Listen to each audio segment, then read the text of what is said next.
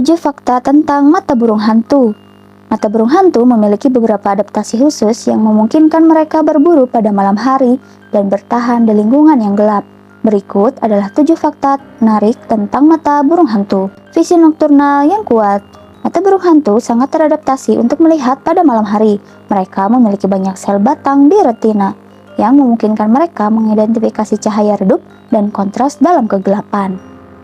Pupil fleksibel. Pupil mata burung hantu bisa membesar hingga ukuran yang sangat besar di malam hari untuk menangkap sebanyak mungkin cahaya. Kemampuan ini memungkinkan lebih banyak cahaya masuk ke mata, meningkatkan penglihatan pada kondisi minim cahaya. Distress. Burung hantu umumnya memiliki cakram wajah berbentuk bundar yang disebut distress. Diks ini membantu mengumpulkan suara dan memfokuskan suara-suara tersebut ke telinga burung hantu, membantu mereka dalam berburu mangsa. Mata di depan kepala.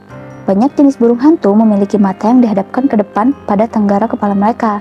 Ini memberi mereka pandangan tumpang tindih dan kedalaman yang sangat penting untuk berburu mangsa di lingkungan gelap. Variasi warna mata. Mata burung hantu bervariasi dalam warna dari coklat hingga oranye dan kuning. Warna mata ini dapat memberikan petunjuk tentang jenis burung hantu dan lingkungan di mana mereka aktif. Kepekaan terhadap cahaya ultraviolet. Beberapa penelitian menunjukkan bahwa beberapa burung hantu memiliki kepekaan terhadap cahaya ultraviolet.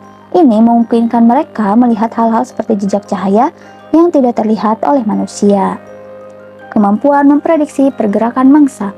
Mata burung hantu memiliki lapangan pandang yang luas, memungkinkan mereka untuk melihat pergerakan mangsa yang mungkin tidak terlihat oleh manusia. Ini membantu mereka dalam memprediksi pergerakan mangsa dan berburu secara efisien. Mata burung hantu adalah contoh menarik tentang adaptasi khusus dalam dunia hewan yang memungkinkan mereka untuk berfungsi optimal dalam kondisi yang paling gelap.